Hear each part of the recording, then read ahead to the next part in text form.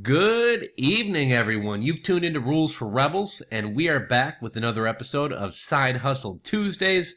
Today is episode 106. I think today's side hustle story is going to be an interesting one to a lot of you. Today's side hustle story is about two nurses who launched a YouTube channel, a toy channel for kids, and wound up quitting their day jobs and are currently making over $500 a day off their channel.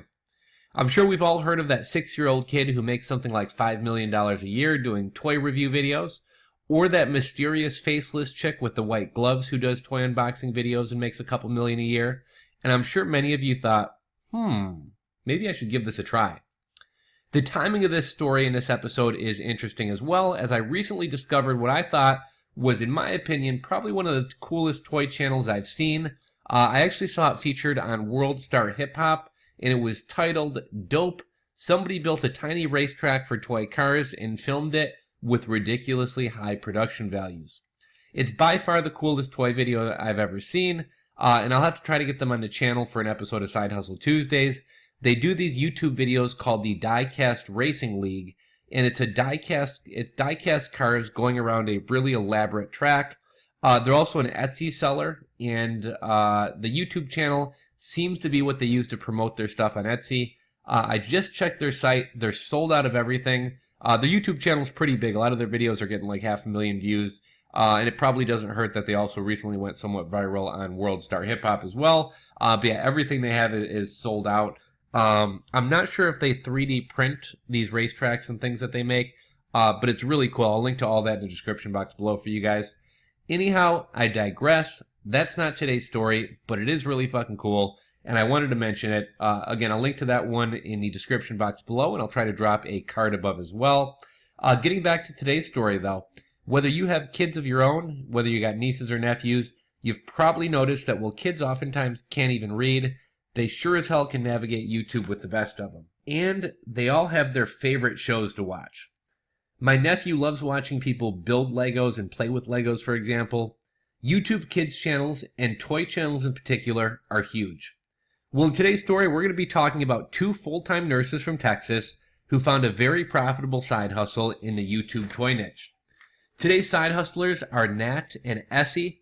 Nat was a new grad going through training at a hospital, and Nessie was her supervisor and trainer. They wound up quickly becoming friends, and even after they wound up getting transferred to different departments, they still remained friends. Being a nurse is a stressful job. Both felt burnt out, they weren't loving their careers, and they were always daydreaming of an escape route, a way to get out of nursing by coming up with a side hustle. For a long time, they'd brainstorm ideas. Anytime one had an idea, they'd run it by the other, but every idea managed to eventually get shut down, either due to it taking too much time and energy, not having a clear path from idea to execution, or just not seeming like there was enough demand. That was until one day when they struck upon a winning idea: YouTube toy reviews. Nat had seen an article about a young YouTube child creator making $4 million a year unboxing toys. Yep, that same little bastard we were talking about earlier. The gals thought that this side hustle not only held promise, but could be a stress reliever and a fun way to make some extra money. The girls dipped into their savings for a laptop, lighting equipment, and a bunch of the hottest toys on the market at the time. Now this part kind of surprised me. Typically when we talk about side hustles, we're talking about people investing a couple $100, maybe a couple $1,000. Nat and Nessie went all in, dropping $10,000 on everything for their startup. Now obviously this probably could have been done for substantially cheaper. Actually, I know it could have been done for a hell of a lot cheaper, so don't be discouraged if you don't have this type of money lying around. This could literally be started with an iPhone 6, a few $6 toys off the clearance shelf at Walmart. Now granted, it may not be quite as good, but you definitely don't need to drop $10,000. And while Nat and Nessie have had great success, in my opinion, it's almost silly to go this big right off the bat. Though I do give them props for having the balls to go all in. Nat and Nessie wound up poring over all the popular toy YouTube channels to see what worked, what was popular, and what got the most views. They wanted to see what was working on other channels, and they thought of ways that they could possibly improve upon those videos or make them even better. They finally settled on Play-Doh surprise eggs. Now, if you're like me, right now you might be saying, what the fuck is a Play-Doh surprise egg? Well, YouTube toy creators take a giant plastic egg, they fill it with toys, and cover it with Play-Doh. Not just a blob of Play-Doh. They typically will do a very nice design in the theme of whatever the toy is inside. They wind up tearing the Play-Doh off of the egg as part of the reveal and open the egg to reveal the surprise or the toys inside. Now, if I remember correctly, I believe this was their first video. Frozen was hugely popular at the time, so they decided to cash in on the Frozen craze and did an Olaf surprise egg video. Now, we mentioned earlier how Nat and Essie wanted to improve upon existing videos. So whereas most other creators were putting all the toys inside of one egg, essentially lightening the workload, they decided to make 6 different eggs and do 6 different reveals as opposed to putting all 6 toys inside of one egg. The first video wound up being about 13 minutes long, and to date it has something like 6.6 million views, possibly more by now as this story has been sitting on the back burner for a while.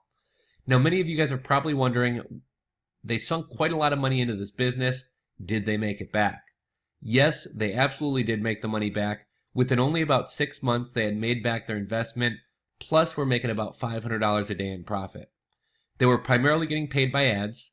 Now, it's worth mentioning, this channel has been around for a couple years and had the benefit of operating in this space prior to the changes YouTube made to YouTube Kids content, which definitely has made it more challenging to grow in this space. However, that said, it's pretty impressive. The money they were making mainly off ads without sponsorship deals or other monetization methods outside of the actual YouTube ad platform. I don't operate in the kids space, and honestly, I haven't kept up with kids creators much since the changes, but at the time all this was going on, people were anticipating it cutting ad revenue by about 90% on children's content. If any of you guys actually run kids channels or know more about the space and can give a more accurate picture, please drop a comment below and let us know. Anyhow, Nat and Essie wound up making over 6 figures their first year, and while that's great money, they were splitting the money between the two of them, and it wasn't more than their nursing salaries, so they wound up keeping their day jobs for the time being. Eventually, Essie quit her day job to pursue the business full-time, and within 6 months, Essie had quit her job as well. I think I just repeated one of their names, but Nat quit first, Essie quit second. To date, they are closing in on almost 8 million YouTube subs. They have about 30,000 Instagram followers, and they also now have their own website, which forwards users to their Redbubble store, where they sell cute Toys Unlimited swag. As far as challenges, YouTube's algorithm is constantly changing, and it's constantly a challenge. When it undergoes a change, it can be stressful and forces them to experiment and relearn the algorithm and what YouTube is looking for. However, at this point, they've grown large enough that they have somewhat a built-in audience and some security there. They also found online harassment to be a problem, and so for that reason, they have chosen to remain anonymous. Moving forward, they want to continue growing the channel. They've also rolled out a second channel called Toys Unlimited Junior, which focuses more on baby and toddler toys, and that channel is actually pretty huge as well. It has about 1.4 million subs, and they plan on continuing to grow that channel as well. As far as the advice they have for other creators, they say narrow down to a very specific niche, try to find and stay on top of trends and get on things before they become saturated and before others find them. And they also suggested trying to build an audience prior to launching. They suggested possibly Instagram. Reason for that being YouTube videos take a lot of time and effort to make and edit, and without some kind of built-in audience, you're essentially making content that nobody's going to watch, at least at the onset. So by starting on Instagram, which is more of a low-effort platform, you can manage to build a following, so when you do start making your YouTube videos, you roll out to at least somewhat of a base audience. Anyhow, guys, that's today's episode of Side Hustle Tuesdays. I enjoyed this episode. I think a lot of you probably did as well. I'll try to get one of those die-cast toy guys on for an interview or an episode here in the near future. Anyhow, until next time, this is Rules for Rebels and Side Hustle Tuesdays, signing off.